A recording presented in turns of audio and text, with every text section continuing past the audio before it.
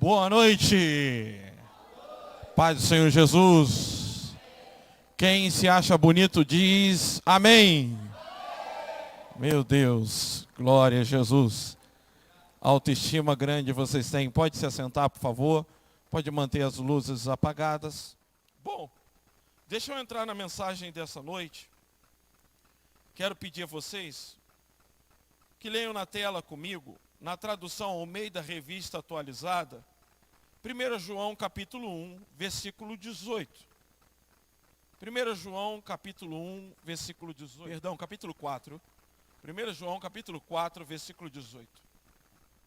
Veja bem, preste bem atenção, porque nós vamos caminhar num terreno aqui muito interessante para nossas vidas. Repita comigo: no amor não existe medo. Preste bem atenção nisso. No amor não existe medo. Antes, o perfeito amor, repita comigo, lança fora o medo. Veja bem, ora, o medo produz tormento. Logo, aquele que teme não é aperfeiçoado no amor. Temos muito a aprender com isso. E é uma mensagem que eu não vou conseguir ficar só aí, eu vou ter que dar um passeio pela Bíblia e ler algumas passagens.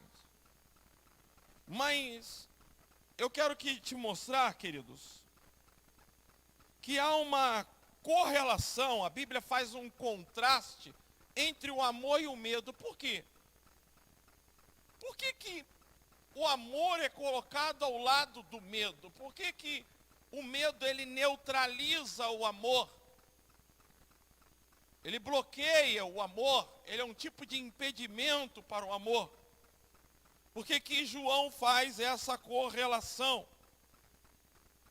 Ele afirma que o amor não existe no medo. Ou seja, no amor não existe medo.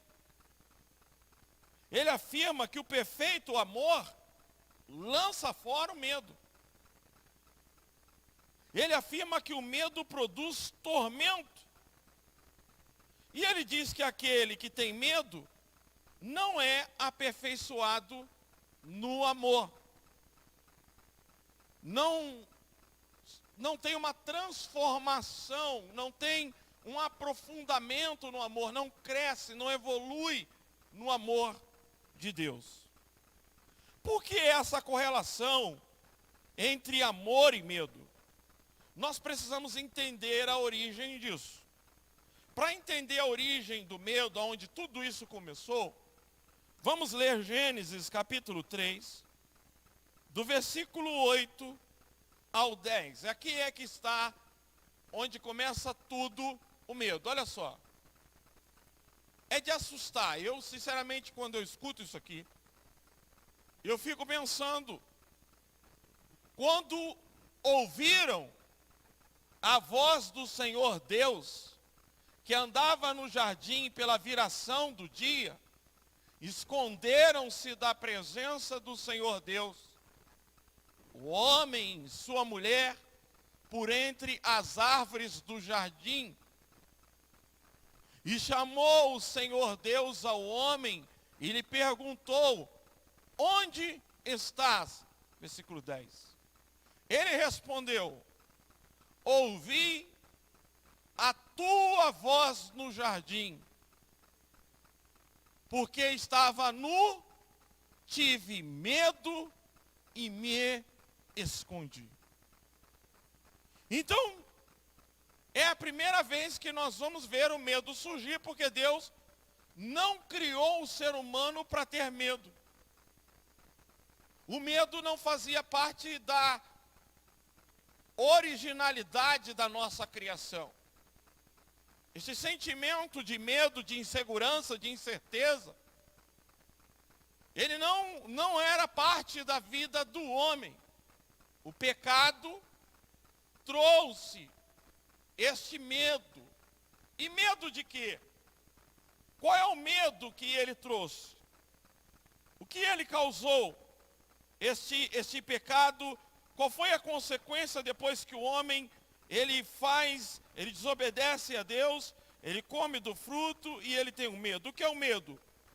Medo é a expectativa de como serei tratado por Deus após pecar. Então o medo não é nada mais e nada menos de o que irei receber pelos meus erros, de como serei tratado por ter falhado, de como serei tratado por ter cometido algum erro. Então o medo é isso, o que vai acontecer comigo, o que Deus vai fazer comigo agora, porque eu pequei. Então eu ouvi a voz e eu tive medo. Medo de quê? Como é que Deus vai fazer comigo agora? Como Deus vai agir comigo?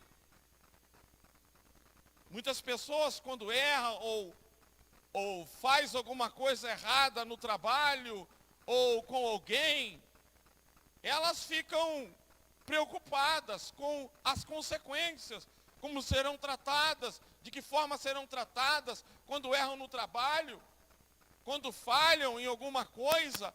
Esse medo, ele cresce, ele vem forte. O que irei, como é que vai ser, o que vai acontecer? Então o medo não é nada mais e nada menos do que a minha expectativa de como será a consequência após eu ter cometido uma falha ou não ter conseguido concluir alguma coisa. Então o medo é a expectativa de como serei tratado por Deus após pecar, ou ter vivido uma vida no pecado, ou ter me afastado dele, ou ter cometido qualquer tipo de erro. Ouvi sua voz e tive medo. Não fomos criados para sentir medo, nem tampouco para sentirmos medo ao ouvir a voz de Deus. Porém, após o pecado, criou uma expectativa dentro do ser humano que coisas negativas virão sobre sua vida, seu futuro. Alguns são atormentados pelo medo. E o medo faz o quê? Ele afasta as pessoas de Deus. Ou fazem elas servi-lo por medo. Você sabia que tem pessoa que serve a Deus por medo? Irmãos, eu quero ler um versículo com vocês que sempre eu pensei nele. E eu não vou pregar sobre isso, eu quero que você pense. Eu só vou ler duas passagens e eu quero que você pense. Jó capítulo 3, versículo 25, agora eu vou pedir para lermos na NVI. Na NVI. Olha só, repita comigo: o que eu temia veio sobre mim. O que eu receava me aconteceu. Isso é Jó falando depois que ele perdeu os seus filhos, os seus bens, a sua saúde.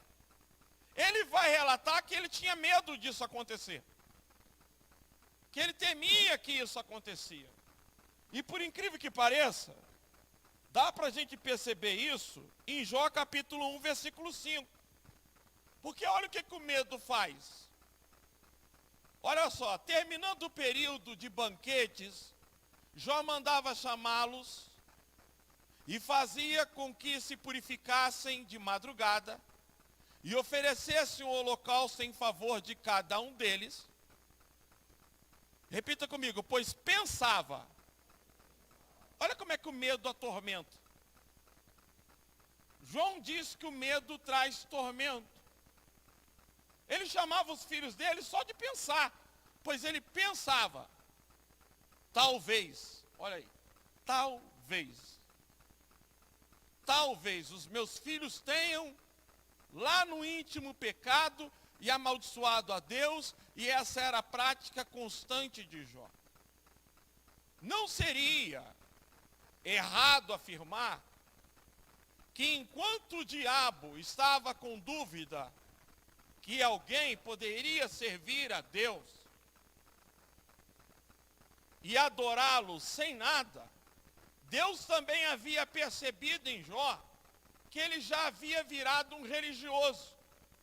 Irmãos, é possível a pessoa dizimar porque ela não quer ter o devorador na vida dela. Então, ela não entrega o dízimo com gratidão. Ela dá o dízimo porque ela tem medo do devorador. É por isso que eu nem gosto de ficar lendo esse versículo de Malaquias 3:10. Nem gosto. Se não trazer o dízimo, o devorador vai vir na tua vida. O gafanhoto, tem alguns que pregam até assim sobre os 4 tipos de gafanhoto. Por quê? A pessoa vai fazer por medo, não por gratidão. Tem pessoas que estão na igreja com medo de ir para o inferno. Pastor, mas isso é errado? É, irmãos. Porque eu tenho que estar na igreja com desejo de ir para o céu, não com medo de ir para o inferno. É totalmente ao contrário. Se eu estou na igreja com medo de ir para o inferno, eu não tenho proveito nenhum.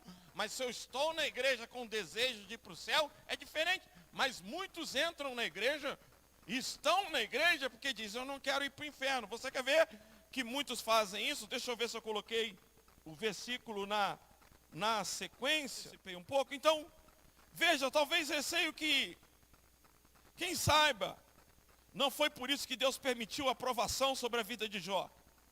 Porque procurava fazer tudo certinho com medo de um possível castigo de Deus. Por isso que Jó dizia, antes os meus ouvidos te ouviam, agora os meus olhos te veem. Ele cria uma intimidade com Deus. Então Deus, talvez vendo que Jó estava vivendo uma vida regrada ali, e com aquele sentimento, ora, estou fazendo tudo isso porque eu tenho muito medo de ficar doente, tenho muito medo de perder tudo que eu tenho muito medo de cair na miséria, o que eu temia me aconteceu. Já havia esse sentimento que Deus percebia no coração de Jó. Não tem pessoas que dizimam com medo do devorador? Não tem pessoas na igreja com medo de ir para o inferno? O medo faz pessoas correrem para a igreja. Olha o que diz Lucas capítulo 3, versículo 7. Os fariseus eram religiosos, mas quando viram João pregando sobre o batismo, eles pensaram, cara, vai que esse cara está certo, vamos batizar só para ter certeza de que é mais uma certeza que nós temos. Então João dizia às multidões que saíram para ser batizadas por ele, raça de víboras. Quem deu vocês a ideia, repita comigo, de fugir da ira que se aproxima? Então observe que muitas pessoas iam serem batizadas, não porque criam em Jesus e estavam arrependidas. É porque quando viam João falando que a humanidade estava sobre a ira de Deus, eles passavam pelas águas. Eles eram batizados. Então há muitas pessoas, é por isso que eu detesto, vão me perdoar isso, esses profetas que vêm na pessoa e dizem, olha, a última chance, Deus me mostra uma cova aberta para você. Olha, a gente vê muito disso por aí. Pessoas sendo ameaçadas para servir a Deus. Pessoas servindo a Deus por embaixo de ameaça.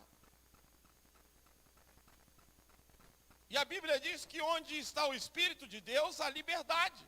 Você precisa ser convencido pela palavra, pelo Espírito Santo, não pelo medo, não aterrorizado. Então observe que é possível sim alguém estar aqui dizendo, claro, eu vou ser crente, eu não quero ir para o inferno. Então ele batizou, ele vem à igreja e tudo que se baseia na vida dele mas ele vive uma vida muito triste e oprimida, porque ele não desfruta de nada. Ele não tem alegria do Espírito. Ele não tem felicidade. Então eu não estou na igreja com medo. Moisés foi capaz de falar, risca o meu nome do teu livro. Olha, se o Senhor for não entrar, risca o meu nome do teu livro. Observe. Eram homens que diziam, me lança no inferno. Me lança. Eu não te sigo com medo. Eu quero fazer as coisas certas.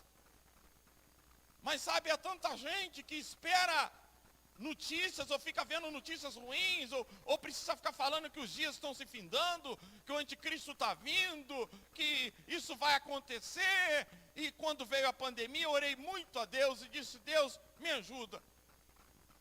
Eu não quero pregar conforme as circunstâncias que acontecem no mundo. Se é os últimos dias, me avisa. Para que eu não use isso, senão entra um monte de gente na igreja, naquele momento em que elas estão sensíveis, é fácil atrair as pessoas pelo medo, porque elas têm em si a natureza do medo. Durante a pandemia eu preguei crescimento de igreja, avanço de igreja e envio de missionários. Porque não me movi conforme o vírus. Nós não nos movemos conforme o mundo. O mundo não dita a nossa pregação, o que falamos. Nós sabemos que o nosso reino é dos céus. E enquanto a igreja estiver aqui, o anticristo não governa. E que foi nos dado toda a autoridade e poder para pisar nas obras do diabo e resistir ao anticristo. No nome de Jesus. Então observamos que o medo é um grande problema. Terrível, porque pessoas podem estar na igreja com medo e não sabem disso. E é por isso que não conseguem ter alegria. Repita comigo: não devo estar na igreja com medo de ir para o inferno, porém com o desejo de ir para o céu.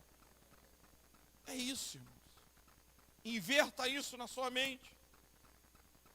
Não é me converter e me batizar porque eu não quero ir para o inferno, onde fogo e chama e arde. Me lembrei até de algo agora, não vou nem falar. O Cleito já está rindo ali. É que nós estávamos nos Gêmeos em Porto Ferreira, vou falar para você não ficar boiando, o Cleito foi ministrar. E estava a mãe dele, o pai dele, eu, Vilela, todo mundo, e ele trouxe a ministração e disse o seguinte: olha, é o que a palavra diz, e se você dizer não, é um inferno. Você lá no inferno, o verme vai te comer, o bicho vai te pegar, o fogo vai te arder, e aí, o que você acha? E aí Vilela disse: não, concordo sim. Aí me perguntou: não, também concordo, e todo mundo concorda. Eu falei: você não deu chance para ninguém, cara. Ninguém teve chance de dizer não. Como é que vamos dizer não diante de uma pergunta dessa? Ainda falou ainda: ó, o verme vai te comer, hein? Vai entrar pelo um olho, vai sair pelo outro. Estava a mãe e o pai dele aí. Não tinha ninguém que nos convertesse aquele dia. Até um cachorro aceitava. Se você fizesse o apelo, eu aceitava. Então, é verdade isso? É. Mas eu não devo estar na igreja com medo de ir para o inferno. Eu devo estar na igreja com o desejo de ir para o céu. Isso muda tudo, com o desejo de ver Deus, ver a face dele. O crente sincero, ele é capaz até de orar e dizer: manda-me para o fogo eterno. Porque eu amo o Senhor, eu desejo agradá-lo. Eu não estou conseguindo e eu não sou digno de entrar no céu desta maneira. Ele tem coragem de orar dessa forma. Tamanho o amor que ele tem por Deus. Porque ele não teme o inferno. Ele não tem medo de inferno. Então precisamos pensar sobre isso. Raça de víboras, quem vos ensinou a fugir do juízo vindouro? Vejam como os fariseus eram. Olha, nós somos religiosos, porém vamos passar pelo batismo de João. É mais uma garantia de fugirmos do juízo. Pastor Peter disse que a dificuldade na Índia não é encher a igreja não. Você pode pegar uma igreja dessa aqui vazia, colocar um carro de som na rua e dizer: nessa noite teremos ali uma campanha onde Jesus vai estar curando. Ele diz que a igreja enche. Lota, mas lota mesmo. E se você fizer um apelo, todo mundo vem à frente. Só tem um problema. Para o indiano é mais um Deus. Porque para eles, quanto mais Deus é melhor. Então eles vêm e eles entendem que Jesus é mais um Deus que vai abençoar eles. Eles vêm para o culto e recebem Jesus, mas continuam adorando os outros deuses. É assim com os fariseus. Vamos passar pelo batismo porque é uma garantia. Quem sabe? Mas irmão, se eu não desejo a eternidade, Eu vou viver uma vida infeliz na igreja, achando que eu estou sendo privado de um monte de coisa só para não ir para o inferno. E é possível viver muito alegre e feliz, seguindo ao Senhor, com a certeza que vamos entrar no céu. Já falei que quer me deixar irritado esse negócio de que Deus abriu uma cova. Uma outra passagem épica, linda, e merece nossa atenção, é o que acontece com o apóstolo Pedro. Observe você, porque agora eu vou entrar numa revelação de Deus. Isso aqui o Espírito Santo me disse. Eu não estou brincando. O Espírito Santo me falou que nessa noite ele ia falar com pessoas aqui nisso que eu vou falar agora. Isso é muito sério. Presta bem atenção. Pedro nega Jesus 3 vezes. 3 vezes. Ele disse que não faria, mas ele negou. Jesus, sabendo do peso que isso trouxe à vida de Pedro, você vai observar que quando ele manda as mulheres avisar os discípulos que ele ressuscitou, ele diz, vai avisar eles e a Pedro. Já para dar uma quebrada no clima, porque ele sabia o estado que o apóstolo Pedro estava depois de ter errado. Mas eu quero chamar a tua atenção para João capítulo 20, versículo 4, na NVI. Dá uma olhada no que o Senhor falou comigo nesse texto, nessa noite. É uma revelação. Repita comigo, os 2 corriam. Mas o outro discípulo foi mais rápido que Pedro. Vamos ler de novo. Os 2 corriam. Mas o outro discípulo foi mais rápido que Pedro. Você pensa que isso aqui é uma questão de correr mais ou de saúde? Não. Pensa quando você está indo ao encontro de alguém que você tem que fazer um acerto com ele. E você está do lado de alguém que não tem nada a ver, que está tudo certo, mas você sabe que você tem um problema com aquela pessoa. O outro está correndo e você está correndo. Só que a sua cabeça está pesada.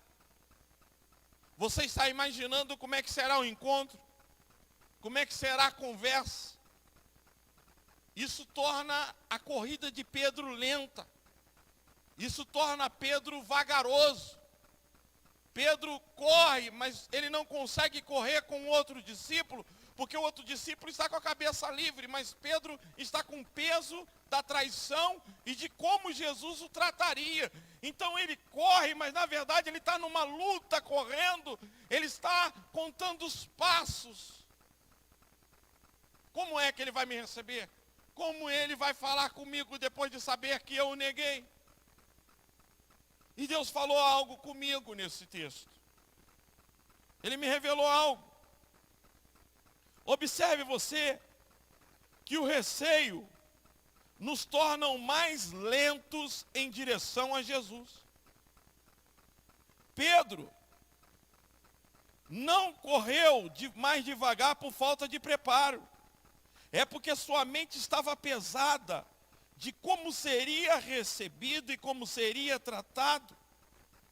O medo faz as pessoas se tornarem receosas. Elas se tornam lentas no processo de servir a Deus. Irmãos, nós não temos ordem bíblica de sermos cautelosos e irmos devagar quanto ao serviço ao Senhor. Você não vai encontrar na Bíblia isso, que o cristão, no seu serviço a Deus, ele deve ser cauteloso, cuidadoso. Isso, na verdade, acontece devido às frustrações que vamos tendo. A gente vai quebrando a cara e vai chegando um momento que a gente não percebe, que a gente começa a ficar com receio de ir ao encontro de Jesus. A gente já não se lança com facilidade como se lançava no começo. Não mergulha com tanta facilidade. Vocês estão entendendo? Diga amém. Olha o que diz Romanos 12, 11. Veja se a Bíblia diz que a gente tem que ser lento para servir a Deus. Olha o que está lá, Romanos 12, 11. Muda a tradução, por favor, da NVI, pode mudar essa tradução. No zelo, não sejam remissos, sejam fervorosos de espírito, servindo ao Senhor. Pode mudar de novo. Não, repita comigo, não sejais vagarosos. Almeida Corrigida Fiel. Não sejais vagarosos no cuidado. Repita comigo, sede fervorosos no espírito, servindo ao Senhor. Então a Bíblia não manda a gente ser Zeca Pagodinho ou aquele cara que morreu, Martinho da Vila. É devagar, devagarzinho. Não. Essa cautela que a gente começa a ter, esse receio, esse medo, essa intimidação, entro, não entro, vou, não vou, é devido aos baques, e o medo vem surgindo, e a gente não percebe que agora a gente está amarrado pelo medo, e a gente não consegue mergulhar mais, se entregar mais, devido às consequências, às frustrações. Irmãos, nós temos que correr em direção a Jesus. Eu me lembro que quando eu aceitei Jesus, eu saí correndo da cadeira. Eu levei umas 4 cadeiras na minha barriga. Eu cheguei com pressa no altar, porque eu tinha medo daquela oportunidade de passar. Nós não podemos ser vagarosos. Por isso que esse negócio de ficar, você que está aí, depois de 1 hora de pregação, quer Jesus, não quer Jesus, quer Jesus, não quer Jesus, não quer Jesus. Aí a pessoa sai do banco assim, ó. Desiste disso. Pode desistir disso, não dá certo. Acabou a pregação, você quer Jesus, a pessoa levanta na hora. Porque ela já ouviu, o Espírito Santo já tocou. Então a gente se torna vagaroso justamente por causa das decepções e por causa do medo. E a gente passa a chamar o medo de cautela, de cuidado, de observância, porque a gente não entende que as circunstâncias e as frustrações vai gerando a gente um medo e a gente começa a ficar receoso de servir, de se entregar, de se colocar na brecha, de se lançar e dizer, eis-me aqui, e de mergulhar no Senhor, enquanto um está correndo com toda a força em direção a Jesus, o outro está para trás, porque a cabeça está pesada, porque está pensando como serei tratado. Pelo amor de Deus, entenda uma coisa, faz 25 anos que eu corro para cima de Jesus, e eu nunca fui frustrado e decepcionado, nunca fui abandonado, pelo contrário, fui muito abençoado e sou abençoado, e continuo correndo para cima dele.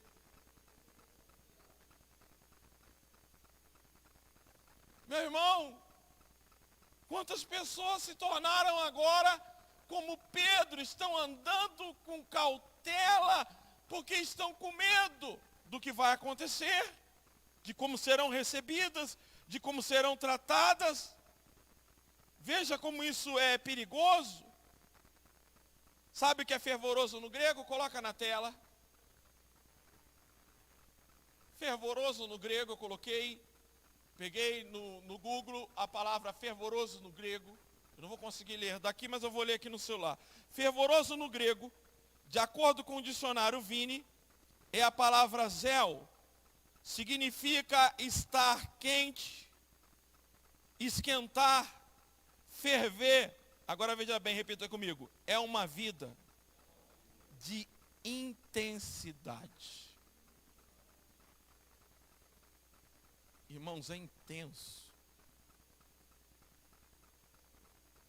De comunhão fervorosa com o Senhor, de meditação na palavra, oração, louvor e adoração, e de serviço para o seu reino. Por isso que o tema, volta lá no tema lá para vocês verem. Pessoas frutíferas sabem que são amadas. E o contraste do amor é o quê? O medo. Volta no significado de fervoroso. Fervoroso no grego, de acordo com o dicionário Vini, a palavra zel significa estar quente, esquentar, ferver. É uma vida de intensidade de comunhão fervorosa com o Senhor, de meditação na palavra, oração, louvor e adoração e de serviço para o seu reino. A nossa intensidade determina nossos resultados. Qualquer área em que dedicarmos tempo e prioridade frutífica, cresce, se desenvolve. Se desejamos desfrutar do poder de Deus em nossa vida, é necessário sermos fervorosos de espírito. Então esse negócio de ser devagar e devagarzinho, quem fez essa música mesmo? Foi o Martim da Vila? É ele. Isso não está na Bíblia. Por isso que eu preguei, eu sempre oro, Senhor, nesta noite, anula sofismas, pensamentos que o diabo implanta na cabeça do crente, que bloqueia e não faz ele entender a palavra, a Bíblia, porque a Bíblia diz que o diabo ele constrói sofisma. O que é sofisma? A pessoa cria um tipo de pensamento, está dizendo para ela, está dizendo, não é assim, é desse jeito, vai ser dessa forma, eu penso assim, porque ela não está com a mente aberta para a palavra, porque ela criou sofismas. Então, só através da pregação e o poder de Deus para anular o sofisma e levar todo o pensamento cativo à obediência ao Senhor Jesus. Não sejais vagarosos. Nós precisamos nos entregar, nos lançar, mergulhar na obra de Deus. Precisamos ter isso. É a Bíblia, irmãos, não sou eu que estou dizendo, por favor. Então esse negócio de ver crentes desconfiados, cheios de receios, lentos em seu serviço a Deus, na verdade foram medos criados devido a situações que foram acontecendo e palavras que receberam achando que era de Deus, enquanto na verdade foram setas do diabo para que não entrassem na obra de Deus com firmeza e com dedicação. Eu me lembro, irmãos, quando a Val chegou aqui na igreja, ela me contou uma experiência. Que ela fazia parte do Ministério de Louvor numa igreja em São Paulo. E o líder do louvor falou uma coisa para ela que bloqueou ela a partir daquele dia. Lembra disso? Lembra ou não lembra? Depois você lembra, para não passar como mentiroso. Né? Mas eu não esqueço disso. Ela disse, pastor, eu participava do Ministério de Louvor em São Paulo. Um dia o líder do louvor virou para mim, falou uma coisa, e isso me bloqueou. E é isso que acontece às vezes. Às vezes você está aqui em cima e você recebe a palavra de alguém que está aqui em cima. Você não toca direito, você não tem jeito para isso, você não tem... Viraram para Thomas Edison, por exemplo, a professora falou, olha mãe, leva o teu filho para casa que ele não tem jeito, ele não tem solução, ele é um aluno burro, ele é um aluno incapaz, ele não vai se desenvolver. E a mãe levou para ele para casa e ensinou ele em casa. E quem é Thomas Edison hoje? Nós não teríamos, se eu não me engano, luz, aqui foi ele, não é isso? Se não fosse devido a ele.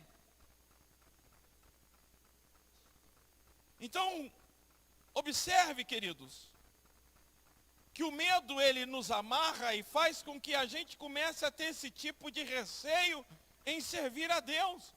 E nos tornamos vagarosos. E como é que vamos frutificar se nós não nos lançarmos nos braços do Senhor?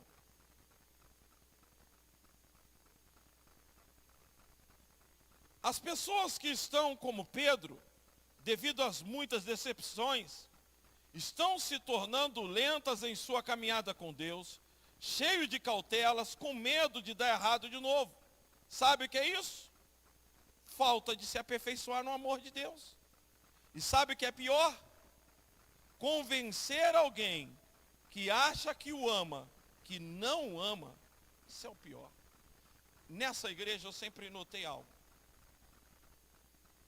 O meu desejo era sempre ganhar almas para Jesus e não tirar pessoas de outra igreja. Na verdade, nunca tiramos. Mas a ideia era que ganhar alma, gente. Vamos ganhar vidas. Não ficar tirando crentes de outro lugar. Mas eu comecei a perceber uma das características que nós temos: tratar crentes feridos. Cuidar deles, levantar eles, restabelecer eles, fortalecer eles e colocar eles de novo no serviço do Senhor. É uma característica que Deus deu para essa igreja. Pode observar, você vai chegar aqui ferido, machucado, daqui a um tempo você vai ver como é que você vai estar forte. Aqui ou mata, ou vive ou morre. Daqui você vai sair com uma coisa, ou você se levanta ou se prepara. Lembra do filme do Esparta, quando o Leônidas está lá com os caras? Então o pastor disse, vai ou não vai? Não vai? Aqui é Esparta. Brincadeira, eu mudei com isso. Eu tô de zoeira com vocês, mas a realidade é essa. Se lance. Você está pensando quantas palavras eu recebi ao contrário? Eu me lembro que quando eu fui para a Jordânia, eu não sei o que deu na Leonor. Mas do nada, no meio de todo mundo, ela começou a me tratar mal. E a Thalita até falou com ela que eu ia tocar na igreja em Jerusalém. Ela mandou o pastor Fernando tocar na igreja primitiva. E ela disse, não, o Bacaro vai tocar. Mãe, o que está acontecendo? O que você está falando com ele? E eu subi para lá, eu fui chorar. Chorar porque eu estava me sentindo muito humilhado com aquela situação. E falando, Deus, eu não sei o que eu fiz. Eu estou me sentindo muito humilhado. O Senhor sabe que eu já tenho limitações. Eu nem sabia que eu ia vir para um lugar desse um dia. Estou no meio de pessoas que são pessoas mais importantes do que eu. Mas o Senhor é o meu Deus. Cuida de mim, cuida do meu coração. Me protege aqui. E perdona para tocar na igreja Batista da Jordânia. O Bacaro tocou lá. Eu não deixei o sentimento de inferioridade chegar no meu coração. De repente, em Israel, falaram assim, vamos visitar a igreja primitiva em Israel. Oh, igreja primitiva, que maravilha, tem igreja primitiva aqui. Tem irmãos lá, fiel e crente, só que o culto é escondido, senão atentado terrorista. Então tinha uma irmã missionária que nos recebeu no corredor, nos levou até o ambiente de culto. Lá estava o pastor, alguns irmãos. E de repente me deram um violão na mão e mandaram eu tocar dentro da igreja primitiva em Jerusalém. E eu cantei Santo Espírito, és bem-vindo aqui, vendo aqueles judeus chorando, no final me abraçando e me agradecendo. E se eu paro por causa de palavras? E hoje a Leonor é uma amiga minha, uma pessoa que eu amo, que a gente tem um carinho grande. Mas nem sempre foi assim. Tantas pessoas, irmãos, recuam, começam a ficar lentas, não percebem isso, que é uma estratégia do inimigo. Porque nós fomos chamados para dar fruto, para arrastar almas. E olha, se você é uma pessoa que ganha pessoas para Jesus, se prepara. Já vou te avisar de uma vez. Se você é alguém que tem habilidade de quando vem para a igreja traz outros, meu irmão, o diabo vai ter um carinho especial e maior com você. É fato. Você está tirando vidas da mão dele. Agora não se assuste, eu estou fazendo isso há 25 anos. E toda vez que ele se levanta, o Senhor peleja por mim e ele cai no nome de Jesus. Então não se preocupe com isso. Continue ganhando almas, ganhando vidas. Então, observe você o quanto o medo pode nos tornar lentos, vagarosos, como Pedro. Pedro está indo ao encontro de Jesus com a consciência carregada. Agora, irmãos, por que Davi foi um homem notável, apesar de cometer muitas falhas? Aliás, ele é o único tratado como homem segundo o coração de Deus. Observe só você uma coisa. Depois dele ter feito tanto erro, ele vai cometer mais um. 1 Crônicas, capítulo 21. Vamos ler a partir do versículo 1. Dá uma olhada no que Davi faz depois de ter errado. Qual é a palavra dele? Então Satanás se levantou contra Israel E incitou Davi a numerar Israel.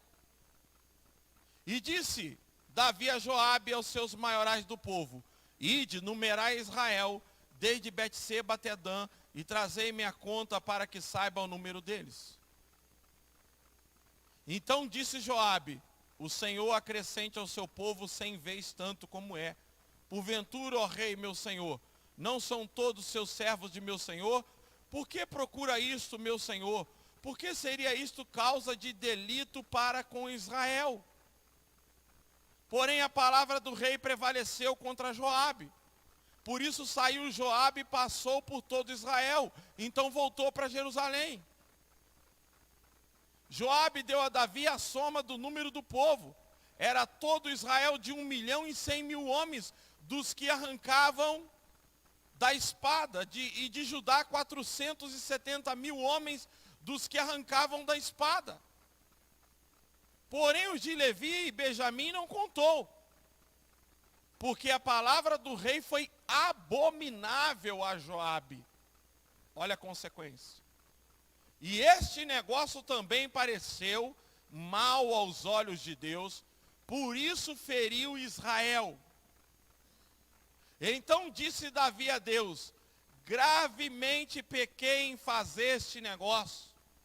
Porém agora, se servindo, tirar a iniquidade do teu servo, porque procedi muito loucamente. 9. Falou, pois, o Senhor a Gade, o vidente de Davi, dizendo: vai e fala a Davi, dizendo: assim diz o Senhor, 3 coisas te proponho, escolhe uma delas para que eu te faça. E Gade veio a Davi e lhe disse: assim diz o Senhor, escolhe para ti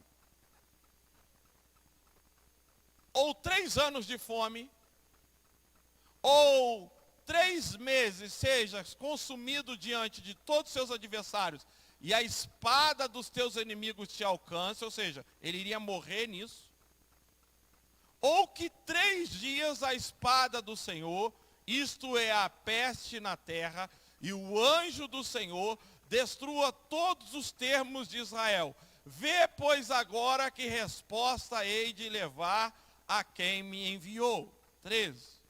Então disse Davi a Gade: estou em grande angústia, caia eu, pois, nas mãos do Senhor, porque são muitíssimas as suas misericórdias. Ele continua correndo para cima de Deus.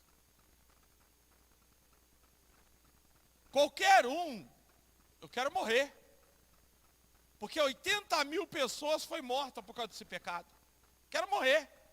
Qualquer pessoa quando erra, ela sente culpa, ela para, ela desanima, ela não vem na igreja. Porque quando eu peco, eu fico pensando, eu não vou na igreja, Deus não vai aceitar meu culto, vai me tratar mal, Deus está irado comigo, Deus tem... Tem gente que tem uma dificuldade grande quando erra, irmãos, quando peca. Porque vem o medo. Deus vai me fulminar, Deus vai me matar, Deus vai me tratar mal. Então o pecado faz com que as pessoas tenham medo. Medo de vir à igreja. Você vai ver que algumas pessoas se afastam até mesmo da igreja. E você vai perguntar ela por que ela fala: eu cometi tal pecado, tal erro, eu não fui mais. Porque o pecado traz uma ideia de que Deus vai me castigar, que Ele vai me punir. Que Ele vai trazer consequências na minha vida. Que Deus vai me castigar. É bem verdade que Ele castiga, mas Ele castiga para a nossa melhora, para a nossa correção, nunca para o nosso mal, nunca com raiva, nunca com ira. Então observe, caia eu na mão do Senhor, porque muitíssimas são as suas misericórdias. Eu pedi esse livro, porque Philip Yancey, nesse livro, Maravilhosa Graça, eu li esse livro há muitos anos, tem na livraria para vender. Ele conta a história de uma moça, filha de um casal, o pastor e a esposa, criada na igreja, tocava na banda da igreja, e um dia ela cismou. Não queria mais aquilo. Parece a história do filho pródigo, mas não é idêntica, mas é real o fato. E ela vai para uma cidade grande. Vai para uma cidade, uma metrópole, morava no interior e vai para uma grande cidade. E lá ela acaba conhecendo um cara riquíssimo, do dinheiro. O cara tinha uma empresa, um carro. Ela era uma moça bonita e esse cara casa com ela. Depois que vocês leem, se vocês veem a história mudada, me perdoe porque tem muito tempo que eu não leio, mas vocês vão ver que é quase igual isso. E ele leva ela para o apartamento, no começo está tudo bem, mas de repente ele leva outra mulher junto, ela começa a se viciar em drogas, em bebidas, e ele começa a ter relacionamento a 3, e daqui a pouco ele não liga mais para ela, despreza ela, do nada ela se vê numa situação difícil, vai para a rua se prostituir, vender o seu corpo, e ela começa a passar muito danos e a sofrer muito. Tinha saudade de casa, havia sabido que cometeu um erro, mas pensava que como seria tratada ao voltar. Qual seria o tratamento ao voltar, ao retornar. Tem muita gente, irmãos, que tem receio de retornar à posição que Deus colocou, ou à vida com Deus. E ela então um dia, não aguentando mais aquela vida, escreveu uma carta, dizendo para os seus pais que estavam voltando para casa. Ela entrou no trem e diz que cada estação ela tinha vontade de descer. Porque ela imaginava o seu pai com cara amarrada, ela imaginava a sua mãe com cara feia, pela decepção dela ter abandonado a igreja. O pai dela chamando a atenção dela, pelo estado físico, os olhos, o que ela fez com a vida dela, porque ela tinha abandonado o ministério de louvor. E ela disse que cada estação, o coração dela tremia, quanto mais se aproximava, ela ficava preocupada. Na penúltima estação, ela quase desceu do trem, desistiu. Mas ela disse que quando chegou na estação, lá estava muita gente.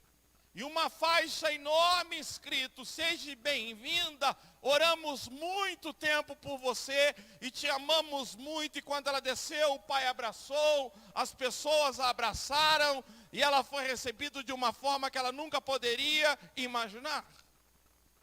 É isso que o diabo coloca na mente das pessoas. Vai dar errado. Se você entrar, vai dar problema, porque sempre deu. Se você voltar, não vai dar certo. Irmãos, faz 25 anos que eu sirvo a Deus. E tem coisas que eu peço a Deus há 25 anos. E eu estava orando hoje, dizendo para Ele: Senhor, quando eu aceitei Jesus, eu fumava, eu bebia, usava droga, eu estava dentro da igreja. E o Teu Espírito me visitou ainda usando droga, ainda fumando. Quando eu fui colocar cerveja na boca, eu não consegui. Eu tive que sair do mundo, porque o Teu Espírito entrou em mim antes mesmo de eu me converter. Paulo escreve aos Gálatas e diz: Gálatas, vocês começaram pelo Espírito e agora terminam pela carne, pelas obras da lei. Vocês não foram santificados pelas obras da lei, mas pelo Espírito Santo. Então eu disse: Senhor, eu já te fiz tantas promessas, eu já te fiz tantos votos. Eu achei que quando eu chegasse a um tempo de igreja e me tornasse pastor, eu ia conseguir ler mais a Bíblia, orar mais, errar menos. Mas eu descobri que eu não posso te dar nada. Eu descobri que eu sou tão pecador e tão errado, e eu não consigo te dar nada em troca pelos benefícios que o Senhor fez por mim. O que eu sei hoje é que eu sou mais devedor do que antes. Então eu estou orando aqui dizendo para o Senhor: da mesma forma que o Teu Espírito me resgatou lá atrás, só tem um jeito de eu continuar te servindo, é por esse Espírito. Eu preciso dele, eu não tenho forças em mim mesmo, não adianta eu prometer, eu não consigo prometer nada. Então eu estou te sendo sincero: ou é pelo Teu Espírito, ou não vai dar em nada.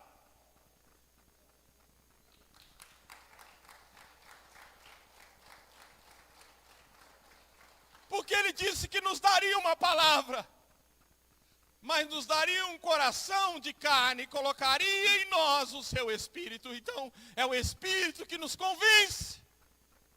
é Ele que nos leva à oração, é Ele que nos leva à Bíblia, é Ele que nos leva ao jejum, é Ele que intercede por nós quando a gente está fraco, com gemidos inexprimíveis, é o Espírito Santo. Então eu comecei a pedir, dizendo, me dá vontade de novo de ler a Bíblia, me dá vontade, eu estou com um livro, eu peguei essa noite, tentei ler e não consegui. Para mim já foi tão fácil, mas não era tão fácil porque eu queria, era tão fácil por causa do Espírito. Sabe, a gente tem que entender isso, irmãos. É o Espírito Santo em nós que nos aproxima de Deus. É Ele que está trabalhando em nós para a nossa santificação e habitação do Senhor e para nos levar na glória. Nós precisamos do Espírito Santo.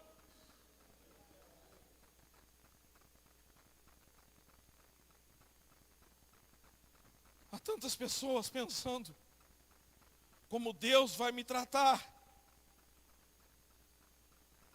Sabe uma das coisas que Deus me disse um dia?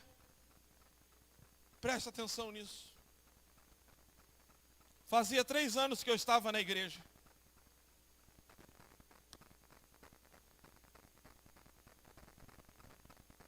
Estava casado com a Fernanda. E naquele dia muitas pessoas estavam recebendo o batismo com o Espírito Santo e o poder de Deus. Eu estava com a consciência pesada, porque eram muitas brigas no casamento. Era uma época que ainda devido às brigas e ficar 15, 20 dias, 30 dias afastado da Fernanda, não ter a maturidade, eu ainda me masturbava. Não tinha acesso à pornografia, como tinha hoje. Se você vai se escandalizar, eu vou te falar a verdade. Esconder de você o quê? Hoje eu nem imagino, nem penso nisso mais. Não sei se vai ficar da idade. Mas quando eu era novo, jovem, 20 anos, estava na igreja cheio de culpa. O diabo me acusando. As pessoas lá na frente sendo cheias do Espírito Santo, chorando. Fernanda sentada do meu lado, o pastor havia convidado as pessoas tremiam no espírito e eu me sentindo vazio.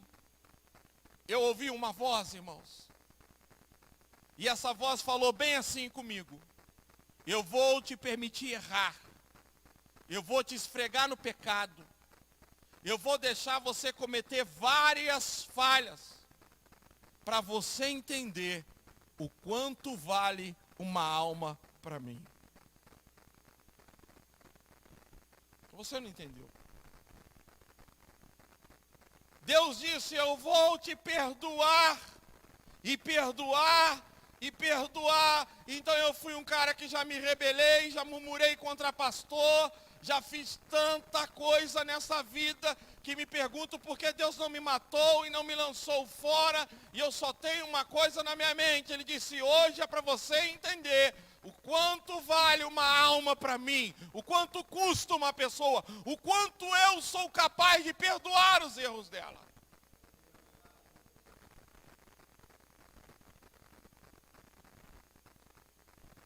Eu nunca me esqueci disso.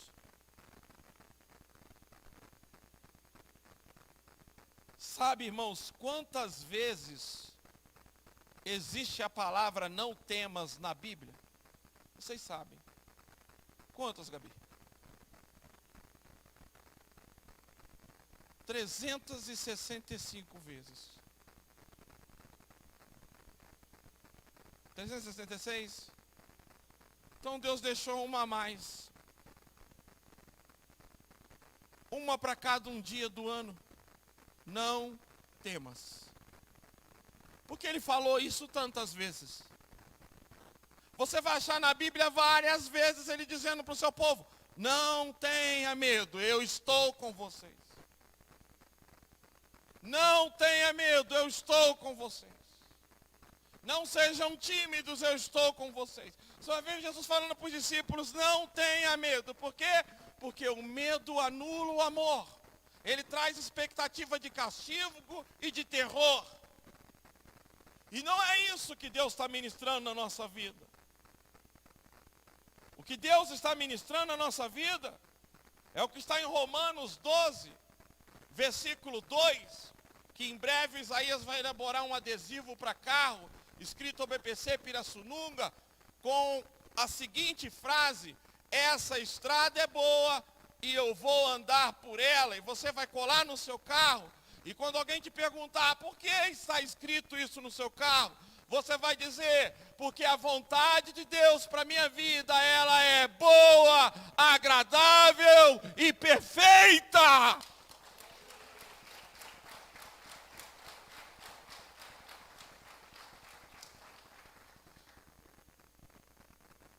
Esse é o nosso lema. Ela é boa, ela é agradável e ela é perfeita. Repita comigo, essa estrada é boa. E eu vou andar por ela.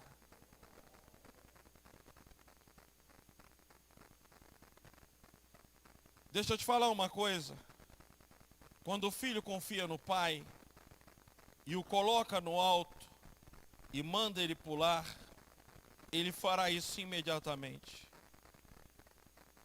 Quando eu preparava essa mensagem, o Espírito Santo me disse: muitos não estão conseguindo se lançar mais. Muitos não conseguem assumir posições.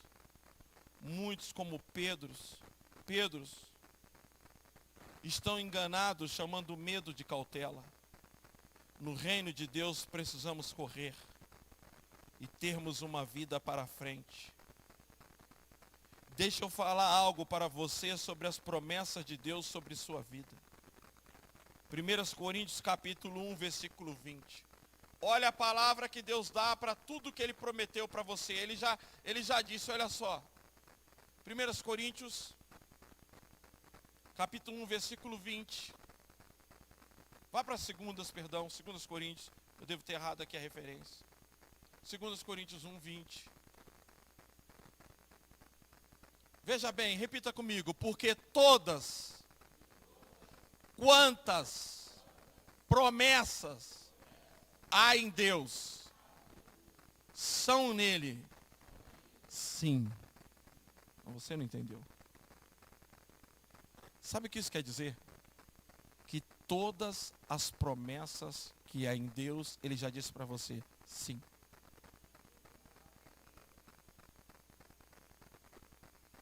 Porque todas as promessas que há em Deus, Ele já disse, sim, é sua. Te pertence. Batismo com o Espírito Santo, Ele já disse sim. Cura, Ele já disse sim. Ser cheio do Espírito Santo, Ele já disse sim. Ser salvo, Ele já disse sim. Prosperar, Ele já disse sim. Todas as promessas que há na Bíblia, 8.333, Ele já assinou. Sim, é dele. E Ele resume. E por Ele, é Ele que diz, não é a gente diz amém. E por Ele diz amém. Além dele dizer sim, Ele diz, assim seja. Todas as promessas, Ele já disse sim. Olha que coisa poderosa. E Ele não disse sim, Ele disse amém. Assim seja. Irmão, está tudo. O que Ele prometeu. O que está na palavra, Ele já disse assim. Você não precisa perguntar, Senhor, o Senhor quer me batizar com o Espírito Santo? Ele disse sim. O Senhor quer que eu tenha uma vida abençoada? Ele já disse sim. Você quer que eu seja cheio do Espírito Santo? Ele já disse sim. Você quer que eu resgate pessoas para o Senhor? Sim. E Ele não disse só sim, Ele disse amém.